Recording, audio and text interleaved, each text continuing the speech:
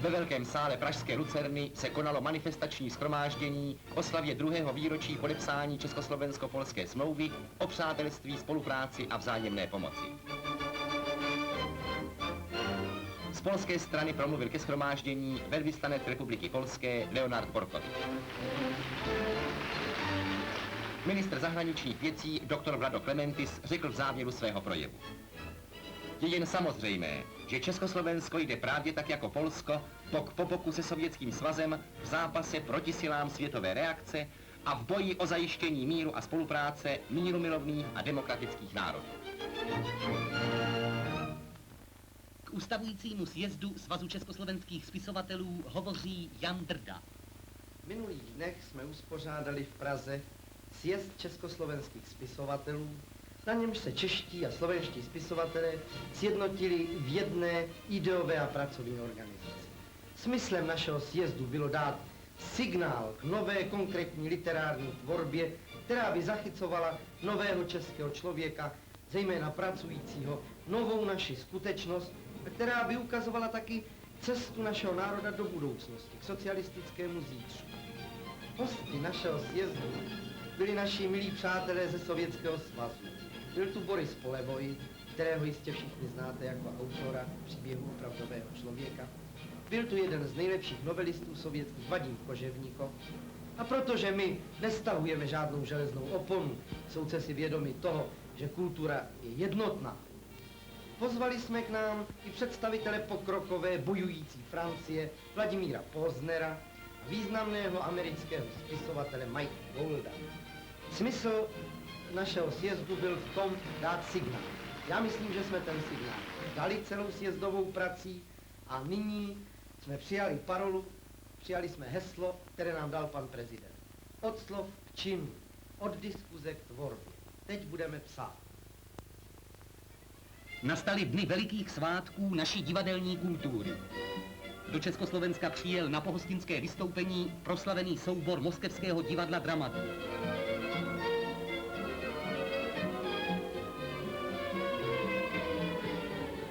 V čele souboru je národní umělec Sovětského svazu a dvojnásobný laureát stalinské prémie Nikolaj Pavlovič Ochlopkov, vynikající režisér a herec. Byl uvítán ministrem informací a osvěty Václavem Kopeckým a ministrem školství, věd a umění profesorem Zdeňkem Nejedlým. Nikolaj Pavlovič Ochlopkov tlumočil pozdravy všech sovětských umělců a zdůraznil, že zájezd přinese prohloubení kulturních styků československo-sovětských. Celý soubor, včetně technického personálu, čítá 130 osob. Divadelní dekorace, které si soubor přivezl sebou ze Sovětského svazu, byly složeny v 9 velkých vagónech. Zájezd organizují Svaz československo-sovětského přátelství a umění lidu.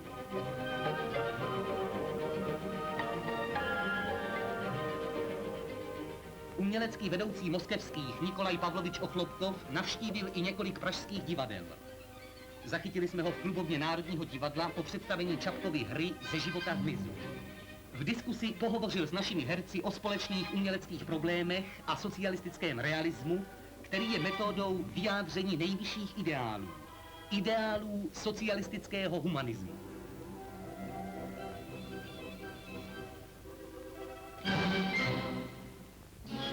Tak jako každá jiná průměrná obec rozhodla se i zdejší místní organizace Komunistické strany Československa, že splní několik závazků k 9. sjezdu strany. Na prvním místě, ovšem kromě zajištění polních prací, je tu zvýšení dodávek. Tak například soudruh a soudružka Bukáčovi se rozhodli, že do konce května odevzdají 100 vajec nad svůj kontingent. Nejsou ovšem sami. Celkem odevzdají zdejší komunisté i nečlenové strany do sjezdu 1134 vejce navíc. A nepěka. Všechlapští občané se zavázali, že odevzdají do dnes sjezdu 6351 litrů mléka nadnormální dodávky, které plní přesně podle rozpisu.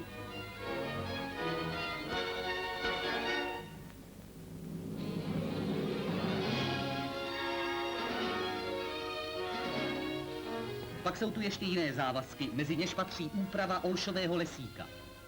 To si vzala na starost skupina Svazu české mládeže. Zkrátka, mladí i staří z této nevelké obce se chystají uvítat sjezd komunistické strany Československa darem nejkrásnějším. Kusem poctivé práce.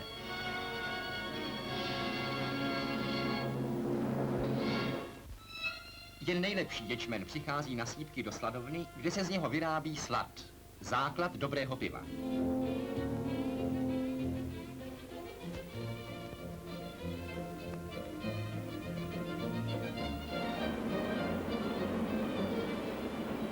S ječmenem se musí umět zacházet. Soudruh Josef Doucha z chrudimské sladovny své práci rozumí dokonale. Pracuje ve sladovně už 50 let. Je jedním z lidí, kteří mají zásluhu na dobré pověsti našeho sladu v celém světě. V pravý čas se klíčení ječmene zarazí vysokou teplotou a ječmen se odváží do sušáren. Tento namáhavý a nehospodárný způsob se chrudimským nelíbil. Z vyřaděných součástek si proto vyrobili stroj, který pracuje za 4 lidi a slad nepoškozuje.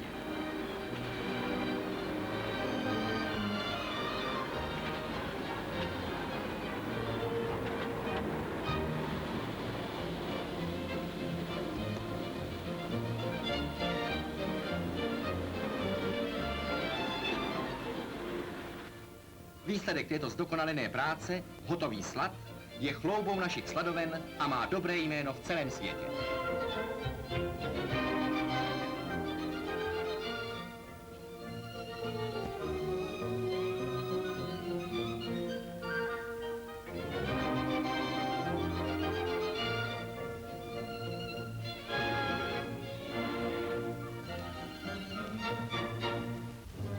Stejně dobrý zvuk jako slad má ve světě i plzeňské pivo. Jak velký zájem ve světě je o naše pivo, vidíte z tohoto snímku.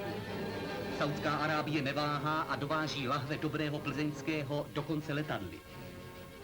Teplé země Středního východu jsou dobrými zákazníky pro náš tekutý chléb. Tak dobrými, že napříště nebudeme už posílat lahve, nýbrž sudy piva, pro které zařídíme stáčírny na místě.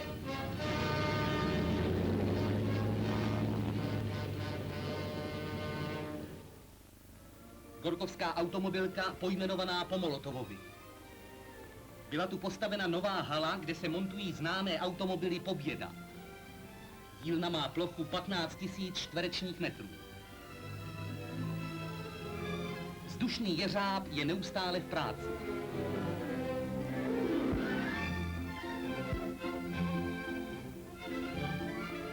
Brigáda Vladimíra Serebrjakova pracuje na pohodlných lešeních.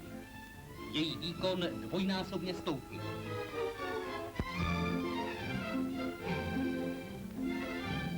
Je tu v provozu 11 montážních pásů o celkové délce 820 metrů.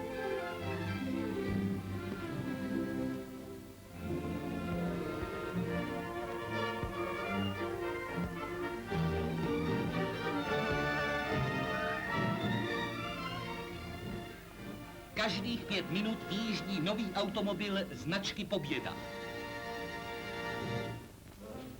Po dlouhé době přibyli do Prahy nezvyklí cestovatelé. Jsou to malí lední medvídkové, které dostala darem choť prezidenta republiky paní Marta Gottwaldová při své poslední návštěvě v Moskvě.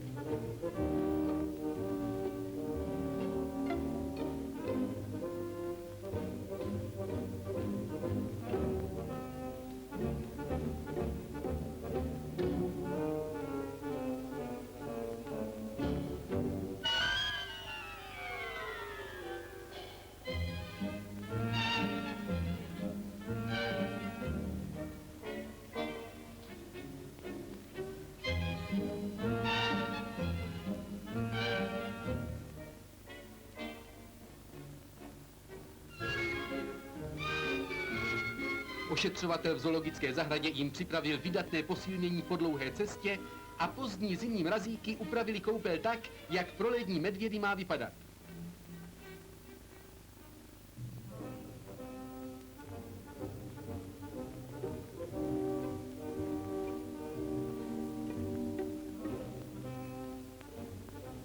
Medvíci v Praze brzo zdomácněli a malým i velkým návštěvníkům pražské zoologické zahrady se jistě budou líbit.